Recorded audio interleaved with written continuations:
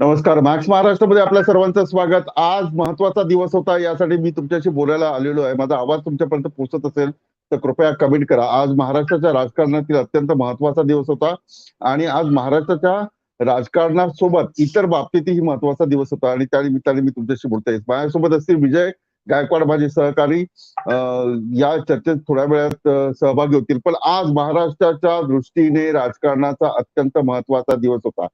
छत्रपती राजे संभाजी महाराज यांनी शरद पवार यांची भेट घेतली, यांनी प्रकाश आंबेडकर यांची भेट घेतली, अनेक नेत्यांची त्यांनी भेट घेतलेली आहे आणि मराठा आरक्षणासंदर्भात ते उद्या आपली भूमिका जी आहे ते जाहीर करणार आहेत.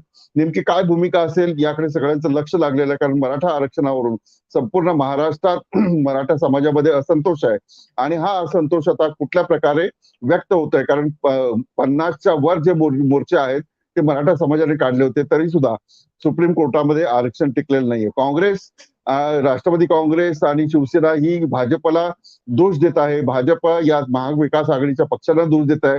कोर्टात नीटपणे बाजू मांडली नाही किंवा भाजपने हा कायदा नीट केला नाही, अशा प्रकारचे आरोप प्रत्यारोप प्रत्येक राजकीय पक्षाचे नेते करतात. थोड्याच वेळात विजय गायकवाड या संदर्भात अधिक माहिती देतील की नेमकं या सगळ्या गोष्टींमध्ये काय झालं.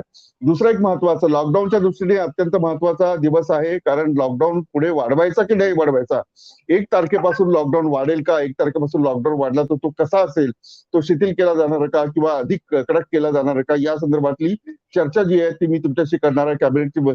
आज कॅबिनेटची बैठक झाली, मंत्रिमंडळाची बैठक झाली आणि या मंत्रिमंडळाच्या बैठकीत लॉकडाऊनच्या दृष्टीने सुद्धा चर्चा झाली आणि या चर्चेमध्ये लॉकडाऊन हा शिथिल करून लॉकडाऊन कंटिन्यू ठेवायचा, अशा प्रकारचा निर्णय झाला. दुसरीकडे आणखी एक महत्वाचा म्हणजे मागासवर्गीयांच्या पदोन्नती संदर्भात, पदोन्नतीच्या आरक्षणासंदर्भात काँग्रेस पक्षाने जी भूमिका घेतली त्या संदर्भातही कॅबिनेटमध्ये नेमकं काय झालं, या सगळ्या विषयावर मी तुमच्याशी बोलणार आहे.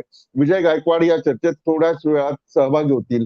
आज छत्रपती संभाजीराजे जे आहेत ते शरद पवार यांना भेटले आणि एका वाक्यात जर त्यांच्या भेटीचं अर्थ सांगायचा तर शरद पवार यांच्याकडे त्यांनी ही मागणी केली की सर्व पक्षीय बैठक जी आहे ती लावावी. याच्यामध्ये आणखी एक महत्वाचं की उद्या म्हणजे छत्रपती संभाजी महाराज हे 3-4 दिवसापासून महाराष्ट्राच्या दौऱ्यावर आहेत. ते अनेक कार्यकर्त्यांना, मराठा समाजातील नेत्यांना किंवा विचारवंतांना भेटतात. आज ते मुंबईत दाखल झाले होते. त्यांनी सिल्वर ओकला शरद पवार यांची भेट घेतली आणि या बैठकीमध्ये जी चर्चा झाली त्या चर्चेचा एका वाक्यात मी तुम्हाला सांगतो, अर्थ जो आहे तो सांगतो की या संदर्भात सर्व पक्षीय नेत्यांनी एकत्रित झालं पाहिजे, अशा प्रकारचा आग्रह जो आहे तो छत्रपती संभाजीराजे भोसले यांनी घेतलेला आहे आणि उद्या ते आपल्या या संदर्भातली भूमिका जी आहे ते स्पष्ट करणार आहेत. दुसरीकडे छत्रपती संभाजी राजे आणि भाजपमध्ये थोडंसं फाटलं की काय, अशा प्रकारची परिस्थिती आहे. 4 वेळा वेळ मागूनही नरेंद्र मोदी हे आपल्याला भेटले नाही मराठा आरक्षणावर, अशा प्रकारची नाराजी छत्रपती संभाजीराजे यांनी व्यक्त केलेली आहे. त्याला चंद्रकांत पाटील यांनी उत्तर दिलेलं आहे की ज्या सन्मानाने छत्रपती संभाजीराजे यांना आम्ही खासदार केलं तो सन्मान छत्रपती संभाजीराजे विसरलेत का, अशा प्रकारचं वक्तव्य जे आहे ते चंद्रकांत पाटील यांनी केलेलं आहे. त्यामुळे आता सगळ्यात महत्वाची बातमी की उद्या संभाजीराजे भोसले जे आहेत ते काय निर्णय घेतात किंवा ते काय घोषणा करतात, याकडे सगळ्यांचं लक्ष लागलंय. दुसरं एक महत्वाचं की मराठा समाजाला आरक्षण मिळावं म्हणून शरद पवार हे कुठल्या प्रकारे भूमिका बजावतात. या चर्चेत विजय गायकवाड सहभागी होतात. विजय, माझा आवाज पोहोचतोय तुम्हाला? विजय गायकवाड यांच्याशी संपर्क होत नाही, पण थोड्याच वेळात विजय गायकवाड या चर्चेत सहभागी होतील. पण शरद पवार यांच्या भूमिकेकडे आता संपूर्ण महाराष्ट्राचं लक्ष लागलंय की नेमकी कुठली भूमिका शरद पवार मराठा आरक्षणाच्या संदर्भात घेत आहेत. महाविकास आघाडीचं सरकार जरूर आहे, पण मुख्यमंत्री शिवसेनेत असल्यामुळे, मुख्यमंत्री उद्धव ठाकरे असल्यामुळे संपूर्णपणे आपल्या भूमिका ज्या आहेत त्या पूर्णत्वास नेता येत नाही, अशा प्रकारची एक महाविकास आघाडीमध्ये शक्यता दिसते. कारण थेटपणे शरद पवार यांनी मराठा समाजाच्या आरक्षणासंदर्भात अद्याप ठोस भूमिका आहे ती घेताना पाहायला मिळालेली नाहीये. विजय गायकवाड या चर्चेत सहभागी होतात. विजय, तुमचा मोबाईल जो आहे तो आडवा पकडा. माझा आवाज पोहोचतोय तुम्हाला? विजय गायकवाड या चर्चेत सहभागी होतो. विजय, आवाज पोहोचतोय माझा तुम्हाला? पोहोचतोय सर, बोला. आज नेमकं काय झालं? छत्रपती संभाजीराजे गेल्या 4 दिवसापासून दौऱ्यावर आहेत. त्यांच्या संपूर्ण पत्रकार परिषदा आपण लाईव्ह दाखवलेल्या आहेत. त्यांची भूमिका जी आहे ती आपण दाखवलेली आहे. उद्या ती आपली भूमिका घोषित करतील, पण दिवसभरात आज छत्रपती संभाजीराजे भोसले कशा प्रकारे नेत्यांना भेटत होते आणि बाहेर भेटून आल्यानंतर बाहेर त्यांनी काय प्रतिक्रिया दिली? निश्चितपणे ही गोष्ट फार महत्वाची आहे आणि आज खऱ्या अर्थाने मुंबईमध्ये पाहिलं गेलं तर राज्य मंत्रिमंडळाची बैठक होती. अनेक महत्त्वाच्या मुद्द्यांवरती तिथे चर्चा आज झाली. काही निर्णय देखील महत्त्वाचे झाले. परंतु एकंदरीतच मराठा आरक्षणाच्या मुद्द्यावरून ज्या पद्धतीने छत्रपती हे आक्रमक झालेले आहेत आणि ते सर्वपक्षीय नेत्यांना भेटण्याचा प्रयत्न करत आहेत. एक प्रकारे भाजपच्या विरोधात ती नाराजी आहे आणि गेल्या काही दिवसांमध्ये सातत्याने त्यांनी ती स्पष्ट अशी भूमिका घेतलेली आहे. त्यामुळे एकच मुळात कारण आहे की त्यांनी वारंवार मागणी करूनही पंतप्रधान नरेंद्र मोदी यांनी त्यांना भेट दिली नव्हती आणि त्याच्यानंतर सगळी टीका जी झाली ती भाजपवर झाली. भाजप नेत्यांनी त्याचं समर्थन करण्याचा प्रयत्न केला. चंद्रकांत पाटील तर असे म्हणाले की म्हणजे त्यांचं जे काही स्पष्टीकरण होतं ते अगदी हसण्यासारखं होतं यामध्ये आणि एकंदरीतच आता हा मुद्दा ज्या पद्धतीने संभाजीराजे घेत आहेत आणि समाजामध्ये जात आहेत ते दौरेही अनेक ठिकाणी करणार आहेत. तर या पार्श्वभूमीवरती कदाचित हे सगळं भाजपच्या विरोधात वातावरण म्हणजे तयार आज होईल आज असं आज चित्र आहे. कुणाकुणाला भेटले छत्रपती संभाजीराजे आज कुणाकुणाला भेटले आणि शरद पवार यांच्या बरोबरची जी बैठक आहे ती बैठक नेमकं काय काय सांगून जाते? निश्चितच म्हणजे ज्या विश्वासाच्या जोरावरती संभाजीराजे हे भाजपमध्ये गेले होते, त्यांना खासदारकी देण्यात आली आणि ज्या दिवशी ते मंत्रालयात आले संभाजीराजे आणि ते एका मंत्र्याच्या केबिनमध्ये जाऊन ते भेटले होते आणि त्यांचा भाजपचा प्रवेश मार्ग सुकर झाला होता. त्याच वेळेस शरद पवारांनी असं वक्तव्य केलं होतं, की आज राजे पेशव्यांच्या भेटीला आले. तर हे त्यावेळेसही वाद झाला होता शरद पवारांच्या त्या भूमिकेवरनं आणि काही समाज घटकामधून त्याला समर्थन देखील मिळालं होतं. कारण की राजे हे राजे असतात. ते कधी पेशव्यांच्या दरबारामध्ये जाऊन हजेरी लावत नाही. परंतु ह्या राजांनी ते केलं.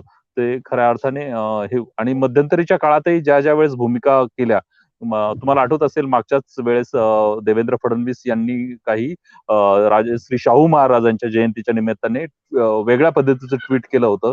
त्याचा निषेध देखील संभाजीराजेंनी केला होता आणि ज्या पद्धतीने त्यांना भाजपमध्ये वागणूक मिळते आणि मराठा आरक्षणाच्या पार्श्वभूमीवरती ज्या पद्धतीने केंद्राचं सहकार्य या सगळ्या गोष्टीला आवश्यक होतं तर ते देखील मिळाले नाही आणि एक समाजाला आणि ह्या नेत्यांना सगळ्यांना कळून चुकलंय की आता राज्य सरकारच्या हातामध्ये काही नाही. एकतर घटना दुरुस्ती करावी लागेल, पार्लमेंटची मंजुरी घ्यावी लागेल आणि ते राष्ट्रपती आणि पंतप्रधान नरेंद्र मोदीच करू शकतात. त्यामुळे हा सगळ्याच्याच पार्श्वभूमीवरती सर्वपक्षीय नेत्यांना भेट देऊन एका प्रकारे दबाव तयार करण्याचा प्रयत्न छत्रपती करतायत असं म्हणता येईल. बिलकुल. आणखी एक महत्वाची बातमी, ती महत्वाची बातमी म्हणजे भाजपचे नेते देवेंद्र फडणवीस, प्रवीण दरेकर, आशिष शेलार, चंद्रकांत दादा पाटील ही सगळे नेते जे आहेत ते महाराष्ट्राचा दौरा करणार आहेत. उद्यापासून हा दौरा सुरू होतोय. उद्यापासून हे नेते जे आहेत ते संपूर्ण महाराष्ट्रात जाणार आहे आणि हा दौरा मराठा आरक्षणा संदर्भातला आहे. सर्वात मोठी बातमी आज म्हणजे आज घोषणा करण्यात आली की राज्यभरातील जे काही मराठा संघटना आहेत किंवा मराठा विचारवंत आहेत त्यांच्याशी चर्चा करून हा दौरा भाजप करणार आहे आणि ही सगळ्यात मोठी बातमी. एकीकडे छत्रपती संभाजीराजे महाराष्ट्रभर दौरा करतात, दुसरीकडे भाजपने सुद्धा आता या प्रकरणात मराठा आरक्षणात सर्व नेत्यांनी उतरावं अशा प्रकारचे आदेश 10 दिवसापूर्वी दिले होते. ती बातमी तुम्हाला मी दिली होती. आज त्यांनी घोषणा केली की सगळे जे भाजपचे नेते आहेत ते महाराष्ट्रभर मराठा आरक्षणासाठी दौरा करणार आहेत. विजय, या दौऱ्यामुळे काय म्हणजे भाजपला काय नेमकं दाखवायचं, या दौऱ्यामुळे त्यांना काय साध्य करायचं? सर आम्ही पत्रकार म्हणून काम करतो आणि एक गोष्ट कुठेही लपत नाही की भाजप क्षणाक्षणाला ऑपरेशन लोटसच्या तयारीमध्ये आहे. जे 106 आमदार विधानसभेमध्ये प्रलंबित आहे ते याच आशेवरती आहे की आज ना उद्या आपली सत्ता येईल. त्यामुळे प्रत्येक मुद्द्यावर कोरोनाचा मुद्दा असेल, मंदिराच्या प्रवेशाचा मुद्दा असेल, सगळ्या मराठा आरक्षणाचा मुद्दा हा ज्युडिशियल मॅटर आहे हे भाजपला ठाऊक आहे आणि ते सत्तेत असतानाही त्यांनी त्या पद्धतीचं वक्तव्य केलं होतं. सरकारच्या हातात काही नाही तर न्यायालयाच्या हातामध्ये. स्वतः देवेंद्र फडणवीस यांचं ते वक्तव्य. परंतु आता कुठेतरी सर्वोच्च न्यायालयाचा निकाल लागल्यानंतर समाजामध्ये अस्वस्थता आहे आणि केंद्र सरकार म्हणावं असं सहकार्य करण्याच्या मूडमध्ये नाहीये. त्यामुळे हा रोष आपल्यावरती राहू नये त्याचं एक प्रकारे काय म्हणता येईल त्याचं निश्चलीकरण करता येईल हाच दृष्टिकोन भाजपचा आहे. त्यामुळे राजांचा जो नाराजी आहे, राजांची जी उद्रेकाची भूमिका आहे ती शमवण्यासाठी आम्हीही तुमच्या सोबत आहोत, या पद्धतीची भावना किंवा राजकीय भूमिका भाजपने घेतलेली आहे.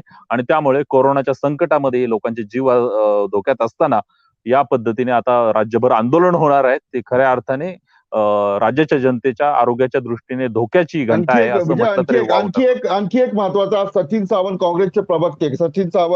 काँग्रेसचे प्रवक्ते, यांनी एक मोठा खुलासा केला आहे. तो खुलासा असा आहे की मराठा आरक्षणाच्या विरोधात ज्या काही संघटना काम करत होते, जे काय करत होते, ते RSS आणि भाजपच्या त्यांना पाठिंबा होता, अशा प्रकारचा खुलासाही सचिन सावंत यांनी केला होता. त्यामुळे महाराष्ट्रातील राजकारणातील मोठी बातमी की मराठा आरक्षणासाठी भाजप रस्त्यावर आहे, छत्रपती संभाजीराजे रस्त्यावर आहेत, दुसरीकडे शरद पवार हे यांनी उडी घेतलेली आहे, तिसरीकडे काँग्रेसचे नेते अशोक चव्हाण आणि इतर जे मराठा समाजाचे नेते आहेत ते सुद्धा प्रयत्न करतात. ही सर्वात मोठी बातमी. पण सचिन सावंत यांच्या आरोपांना केशव उपाध्ये यांनी खंडन दिलेलं आहे. विजय, सचिन सावंत यांचा नेमका आरोप काय होता आणि केशव उपाध्ये यांचं काय म्हणणं आहे? सर, सचिन सावंत यांचा आरोप अत्यंत गंभीर आहे आणि आतापर्यंतची जी भूमिका आहे ते पुराव्याशिवाय बोलत नाहीत.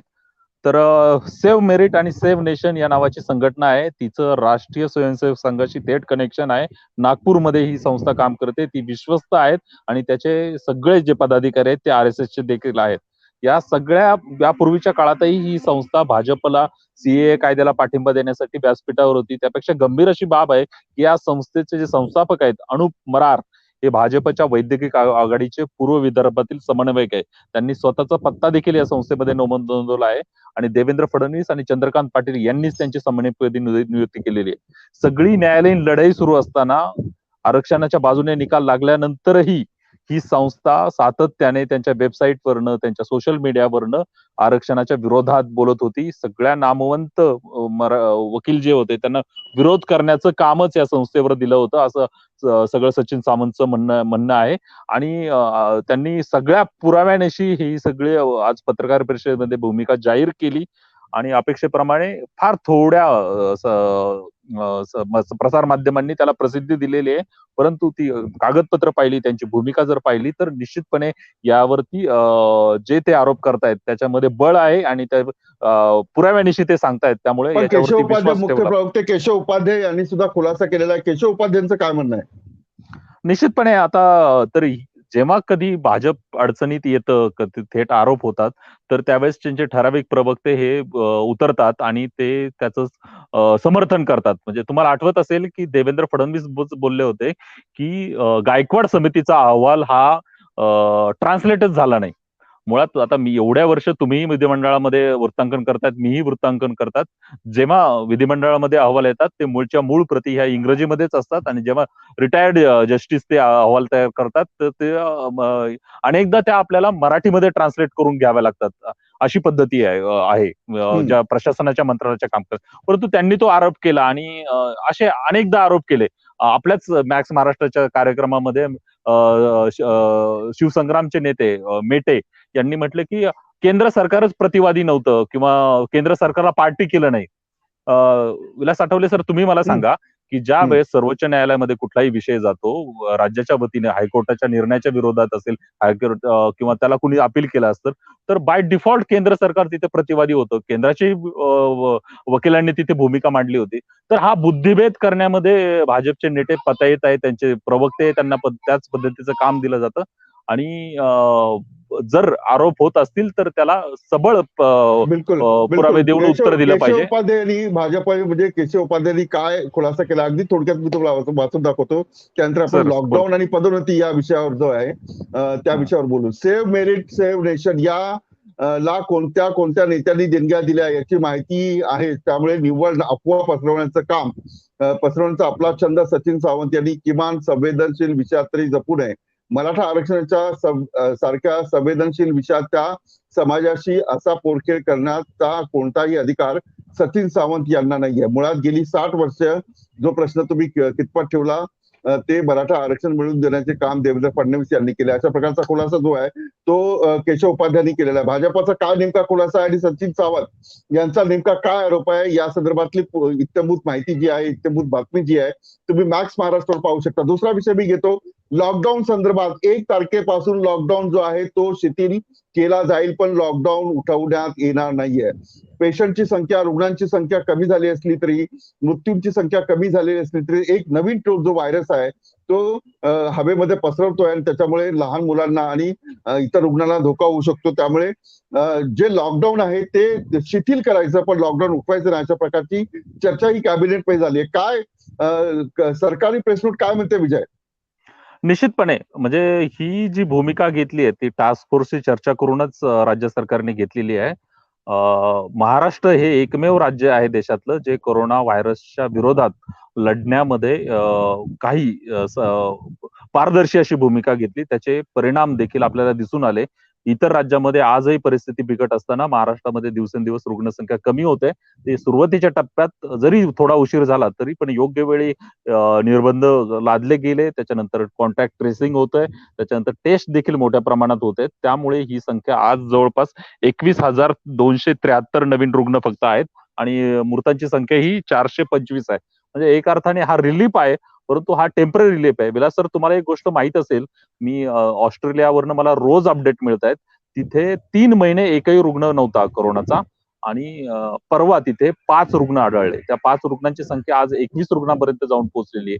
प्रशासन अक्षरशः युद्धासारखं काम करतंय तिथे. म्हणजे 21 पेशंट त्या देशामध्ये असताना अपूर्ण व्हिक्टोरिया राज्यामध्ये लॉकडाऊन अनाऊन्स केलेलं आहे. प्रत्येकाचं जे सार्वजनिक ठिकाणी फिरण्याचे निर्बंध आहे. ईमेलने त्या नागरिकांना आदल्या रात्री कळवण्यात आलं की तुम्ही मास्क वापरायला सुरुवात करा ताबडतोब आणि सोशल डिस्टन्सिंग करा, सार्वजनिक सगळे कार्यक्रम बंद करण्यात. तर इतक्या तत्परतेने तिथे कामं होतात. कुठलाही विरोधी पक्ष पुढे आला नाही की लॉकडाऊन करू नका तुम्ही किंवा हे नाही. तिसरी लाट ही आता ऑस्ट्रेलियामध्ये आलेली आहे आणि त्या दृष्टीने सगळ्या उपाययोजना तिथे होते. त्यामुळे कोरोनाचा व्हायरस हा कधीच गेला नव्हता. जगामध्ये कुठल्याच देशाने आतापर्यंत अशी घोषणा केलेली नाही की आम्हाला कोरोनाचा वरती विजय मिळवला. भारत असा एकमेव देश आहे. आपले पंतप्रधान नरेंद्र मोदी यांनी जानेवारीमध्ये घोषणा केली होती. त्याला हर्षवर्धन जे आरोग्य मंत्री आहे त्यांनी दुजोरा दिला होता की आपण कोरोनाला हरवलेलं आहे, आपण कोरोनावरती विजय मिळाला आहे. मुळात हा व्हायरस आहे, हा डेडली व्हायरस आहे हे समजून घेतलं पाहिजे. तो आज समाजमध्ये भारताचा जो B16.17 हा म्युटंट आहे, हा आता 44 देशामध्ये पोहोचलाय. ऑस्ट्रेलियामध्ये जे रुग्ण आढळले ते भारतीय म्युटंटचेच आहेत. त्यामुळे व्हायरस हा पुढचे काही दिवस तरी आपल्यामध्ये असणार आहे. त्यामुळे कुठल्याही पद्धतीने रिस्क घेता कामा नये, कुठलीही आंदोलनं सार्वजनिक ठिकाणी करता कामा नये, सार्वजनिक ठिकाणी सोशल गॅदरिंग होता कामा नये. कारण की व्हायरस अजूनही तुमच्यामध्ये आहे. तुम्ही त्याला नियंत्रित केला म्हणजे त्याच्यावरती विजय मिळवलेला नाहीये. त्यामुळे मला तरी वाटतं सुज्ञ सरकार, बिलकुल टास्क फोर्स म्हणजे असेल, या म्हणजे उपाययोजना टास्क चालू राहतील. फोर्सने लॉकडाऊन उठवू नये अशा प्रकारची शिफारस जी आहे ती केलेली आहे. आणि मदत आणि पुरवठा मंत्री विजय वडेट्टीवार यांनी सुद्धा संकेत दिले आहेत की लोकल सेवा जी आहे ती सुरू राहणार नाहीये. मुंबईची लोकल सुरू होणार नाही, सुरू राहणार नाही. काही नियम आणि अटी ज्या आहेत त्या शिथिल केल्या जातील, पण लॉकडाऊन उठवला जाणार नाही अशा प्रकारचे संकेत आणि अशा प्रकारची माहिती जी आहे राज्य सरकारने दिली आहे. आणखी एक महत्वाची बातमी, मागासवर्गीय पदोन्नतीच्या संदर्भात कॅबिनेटमध्ये नितीन राऊत यांनी मुद्दा उपस्थित केला. कॅबिनेटमध्ये उद्धव ठाकरे मुख्यमंत्री यांनी या संदर्भात अजितदादा पवार यांच्याशी तुम्ही बैठक करा आणि त्यानंतर यावर मार्ग काढू अशा प्रकारचं मत व्यक्त केलं. गेल्या काही दिवसांपासून मागासवर्गीय पदोन्नती आरक्षणामध्ये पदोन्नतीमध्ये आरक्षण देण्याचा मुद्दा जो आहे तो चर्चेला आहे. आणि सगळ्यात महत्वाचं, ज्या प्रकारे काँग्रेसने भूमिका घेतली की मागासवर्गीयांना प्रमोशन मध्ये आरक्षण मिळालं पाहिजे अशा प्रकारची भूमिका घेतली होती, कॅबिनेटमध्ये आम्ही आवाज उठू अशा प्रकारचं मत व्यक्त केलं होतं. आज चर्चा झाली पण त्यावर कुठलीही फारशी चर्चा झाली नाही. त्यानंतर नितीन राऊत हे कॅबिनेट संपल्यानंतर उद्धव ठाकरे यांच्या भेटीला गेले. त्यांच्याबरोबर काँग्रेसचे नेतेही होते. आता तिथे त्या ठिकाणी बैठक सुरू आहे.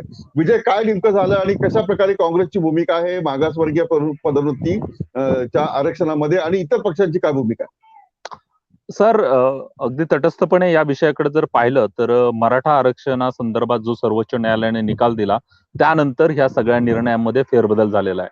तुम्हाला आठवत असेल की राज्याचे वित्त आणि नियोजन मंत्री अजित पवार यांनी मराठा आरक्षणाचा निकाल आल्यानंतर एक जाहीरपणे वक्तव्य केलं होतं की आम्ही तुर्तास जरी न्यायालयाने आम्हाला नकारात्मक असा निकाल दिला असेल तरी मराठा समाजाचं आम्ही नुकसान होऊ देणार नाही. त्यांना कोणत्या ना कोणत्या मार्गाने आम्ही निश्चितपणे दिलासा देऊ. पदोन्नतीतील आरक्षणाबाबत सरकारने यापूर्वीच निर्णय घेतला होता आणि 7 मेचा जो जी आर काढला तो ह्या भूमिकेतून काढला की सवर्ण समाज किंवा जे ओपन कॅटेगरी मधले जे अधिकारी आहेत त्यांना एक प्रकारे दिलासा मिळेल आणि मंत्रालयामध्ये मोठ्या लॉबी देखील याच्यामध्ये काम करतात. तर सगळा हा संघर्ष आहे हा मंत्रालयातला आहे, दोन संघटनांमधला आहे, दोन समाजाच्या संघटनांमधला आहे आणि तो वाद आहे तो न्यायालयामध्ये आहे. इतर राज्यांनी सुधारित कायदे काढून त्याच्यावरती इलाज केलेला आहे, कर्नाटक किंवा मध्य प्रदेशच्या राज्यांनी. परंतु पुरोगामी असूनही महाराष्ट्राने पदोन्नतीतील आरक्षणाचा निर्णय घेतला नाही, हा सगळा आक्षेप आहे. आणि काँग्रेस या भूमिकेवरनं अग्रेसिव्ह आहे एक, आणि राष्ट्रवादीतले काही घटक स्वतः खुद्द अजित पवार देखील याच्या विरोधातले आहेत, हे स्पष्टपणे चित्र दिसतंय. आता कोंडी झाली तर शिवसेनेची, मुख्यमंत्री म्हणून उद्धव ठाकरे, आणि ह्या प्रश्न इतका आता डेलिकेट झालेला आहे, कदाचित सरकार देखील अस्थिर होऊ शकतं अशी परिस्थिती दिसतेय. कारण की काँग्रेस फार अग्रेसिव्ह आहे या भूमिकेवर आणि टोकाची भूमिका घेण्याची देखील त्यांची तयारी आहे, असं ते जाहीररित्या म्हणतायत. बिलकुल. आणखी एक महत्वाची बातमी, चंद्रपूरमध्ये गेल्या 6 वर्षापासून दारूबंदी होती, ती राज्य सरकारने उठवलेली आहे. चंद्रपूरमध्ये दारूबंदी होती, ती उठवलेली आहे. त्याच्यावर भाजपच्या नेत्यांनी अत्यंत तिखट शब्दामध्ये आपली प्रतिक्रिया जी आहे ती दिलेली आहे. नेमकं काय मंत्रिमंडळाच्या बैठकीत दारूबंदी उठवली म्हणजे काय केलं विजय?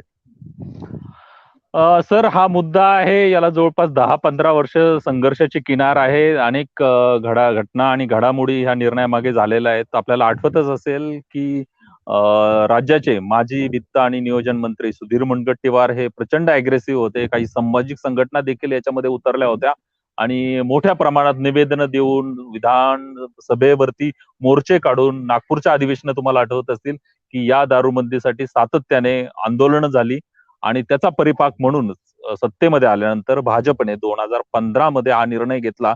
स्थानिक लोकप्रतिनिधींचा विरोध होता आणि संघटनाही त्या विरोधात होता. परंतु तो जुमंता सुधीर भाऊंनी दारूबंदी लागू केली आणि त्यावेळेसही त्याच्यामध्ये विरोध होताच होता. आणि काही कायदा सुव्यवस्थेचा प्रश्न निर्माण झाला. तिथे चोरट्या मार्गाने दारू विक्री सुरू झाली आणि गुंडगिरी उदयाला आली. असा सगळा त्याच्यामध्ये निर्णय होता. राज्य सरकारमध्ये जेव्हा चर्चा सुरू झाली, मुळात सुधीर मुनगंटीवार आणि विजय वडेट्टीवार यांच्यामधली ती लढाई आहे.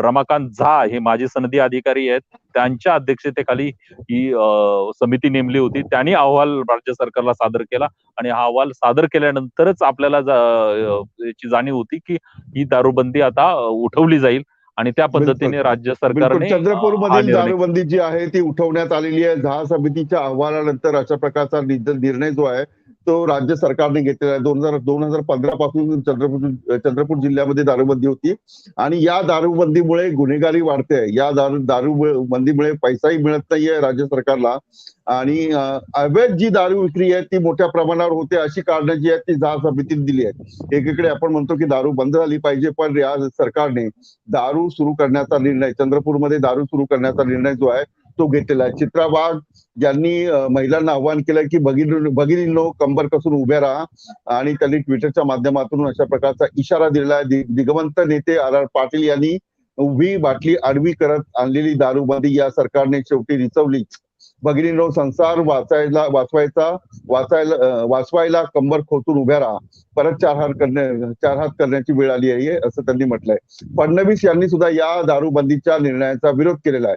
फडणवीस यांचं असं म्हणणं आहे की याचे सगळे परिणाम जे आहेत ते दूरगामी परिणाम राज्यावर होतील आणि राज्य मंत्रिमंडळाने या संदर्भातला निर्णय घेतला आहे. कोरोना काळात राज्यातील आरोग्याच्या स्थितीवर लक्ष देऊन महाविकास आघाडीच्या सरकारच्या प्राथमिकता काय आहेत हे या निर्णयाने दाखवून दिलाय, असं फडणवीस यांनी म्हटलंय. दिवसभरात आज या महत्वाच्या बातम्या होत्या ज्या महाराष्ट्राच्या राजकारणावर परिणाम करू शकतात आणि तुमच्यापर्यंत या पोहोचवण्याचा मी प्रयत्न केला. माझे सहकारी विजय गायकवाड आणि मी तुमच्यापर्यंत या बातम्या पोहोचवण्याचा प्रयत्न केला. तोक्ते वादळासंदर्भातही राज्य सरकारने आज कॅबिनेटच्या बैठकीमध्ये निर्णय घेतलाय, जी मोठा विषय होता. कोकणात हा शिवसेनेचा बालेकिल्ला आहे आणि मुख्यमंत्री स्वतः तिथे भेटीला गेले होते आणि त्याच वेळेस त्यांनी आश्वासन दिलं होतं की आम्ही जे NDRFचे निकष आहे त्यापेक्षा एक पाऊल पुढे जाऊन आम्ही या सगळ्या नुकसानग्रस्तांना मदत करू. आणि गेल्या वर्षी निसर्ग चक्रीवादळाच्या निमित्ताने जे नुकसान झालं होतं आणि राज्य सरकारने वाढीव मदत केली होती, त्याच धर्तीवरती आज राज्य मंत्रिमंडळाने निर्णय घेतलेला आहे आणि या सगळ्या आपदग्रस्त, नुकसानग्रस्त कोकणवासियांना आता राज्य सरकार मदत करणार आहे, याचा निर्णय देखील आज राज्य मंत्रिमंडळाच्या बैठकीमध्ये घेतला आहे. म्हणजे केंद्र सरकार म्हणजे वाढीव दराने ही मदत करण्याचा निर्णय जो आहे तो राज्य सरकारने घेतलेला आहे. ही एक आजच्या दिवसातली महत्वाची बातमी. या सगळ्या बातम्यांचं अपडेट आणि त्यातील अधिक माहिती पाहण्यासाठी तुम्ही मॅक्स महाराष्ट्राचं वेबसाईट जी आहे ती तुम्ही फॉलो करा. युट्यूब चॅनल आहे ते फॉलो करा आणि फेसबुक लाईव्ह जे आहे ते फेसबुक तुम्ही फॉलो करा. मॅक्स महाराष्ट्राला तुम्ही आर्थिक मदतही करू शकता. हे तुमचं चॅनल आहे, लोकांचं चॅनल आहे. प्रत्येक गोष्टीवर एक वेगळा अँगल घेऊन एक वेगळी बातमी घेऊन आम्ही तुमच्या समोर येत असतो आणि समाजात घडणाऱ्या गोष्टींविषयी आम्ही चर्चा करत असतो. या सगळ्या गोष्टींवर शिवाजी काळे या चर्चेत सहभागी होतात. शिवाजी, एकूणच मला आधी अशी माहिती हवी की या तोक्ते वादळाच्या संदर्भात राज्य सरकारने नेमकी काय काय मदत घोषित केली आहे? एक मुद्दा असा आहे की एनडीआरएफ आणि एसडीआरएफचे जे निकष असतात हे निकष सोडून मागचं ज्यावेळेस वादळ आलं होतं, निसर्ग वादळ, त्यावेळेस देखील निकषापेक्षा अधिक मदत देण्याचं जाहीर केलं होतं. आता एक मुद्दा या निमित्ताने असा आहे की सरकार जरी सांगत असेल की आम्ही ही मदत जी आहे ती मोठ्या प्रमाणात जाहीर केलेली आहे किंवा या सगळ्या याच्यामध्ये, तरीही ती मदत जी आहे म्हणजे आंब्याच्या बाबतीमध्ये असो, कारण मागच्या असा विषय होता की मागचा पाऊस जो होता तो जून मध्ये आलेला होता. यावेळेचा जो पाऊस आहे तो मे महिन्यामध्ये आलेला आहे. त्यामुळे नुकसान जे आहे ते वेगळ्या पिकांचं आहे. मागच्या वेळची पिकं जी होती ती वेगळी होती, आताची पिकं जी आहेत ती वेगळी आहेत. निकष पण थोडेफार बदल करणं गरजेचं आहे. मागच्या याच्यामध्ये जीवित हानी जर पाहिली, आज म्हणजे मागे काही दिवसापूर्वी तुम्हाला समुद्र किनाऱ्यावरती काही लोकांचे मृत्यू झाले, लोकांचे प्रेत आढळले होते. तर ह्या सगळ्या गोष्टी आहेत आणि यामध्ये जे नुकसान झालेले लोक आहेत किंवा घरातला करता माणूस गेलेला आहे, या सगळ्याच्या पलीकडे जाऊन आपण ज्यावेळेस आपले प्रतिनिधी सुनील तटकरे यांना प्रश्न विचारला होता, धम्मशील सावंत यांनी, तर त्यांनी असं सांगितलं होतं की हे सगळं झाल्यानंतर आपण बेरोजगारीवरती काम करूया. तर तोक्ते वादळ हा तर मुद्दा आहेच, पण याच्यामध्ये आज सरकारने मदत जाहीर केली, पण याच्यामध्ये काही मुद्दे असे आहेत की तिकडे सतत पाऊस म्हणजे वादळ येणार, विजेचे खांब कोसळले जाणार, तर त्यावेळेस अंडरग्राऊंड विजेची सोय दिली जाणार आहे का? तिकडे लोकांना सतत जर हे प्रश्न निर्माण होणार असतील तर, जर हे सतत प्रश्न निर्माण होणार असतील तर या सगळ्या बाबींचा विचार करणं गरजेचं आहे. भविष्यात असं घडू नये म्हणून सरकार कोणते पावलं उचलतंय हे सगळ्यात महत्वाचं आहे. सरकार आता जरी सांगत असेल तरी कोकणामध्ये जी बेरोजगारी निर्माण झाली त्याच्यावरती सरकारने काय निर्णय घेतलेत हे पाहणं महत्वाचं आहे. सरकारने फुल प्लॅन काय तयार केला कोकणवासियांसाठी? नाहीतर पश्चिम महाराष्ट्रात जी परिस्थिती गेल्या काही वर्षामध्ये निर्माण होती, दुष्काळ पडतोय, ओला दुष्काळ पडतोय, लोकांचे मोठे नुकसान होत, त्याच पद्धतीची परिस्थिती कोकणवासियांवरती निर्माण झाली आहे. आणि पश्चिम महाराष्ट्राप्रमाणे जर कोकणामध्ये आत्महत्या सुरू झाल्या तर हा मोठा प्रश्न महाराष्ट्रामध्ये निर्माण होईल. म्हणजे आर्थिक बाबतीमध्ये सुरुवातीचा विचार केला तर तोच पुढे. खूप खूप खूप धन्यवाद शिवाजी आणि विजय तुमचे. एकूणच तोक्ते वादळाविषयी सरकारने काय मदत केली, पदोन्नतीच्या संदर्भात काय निर्णय झालेला आहे, लॉकडाऊन मध्ये काय शिथिल होणार आहे, काय नाही होणार आहे, या सगळ्या बातम्या ज्या आहेत तुम्ही मॅक्स महाराष्ट्राच्या वेबसाईटवर पाहू शकता. तुर्तास इथे मी थांबतो. आपण पाहत राहा मॅक्स महाराष्ट्र.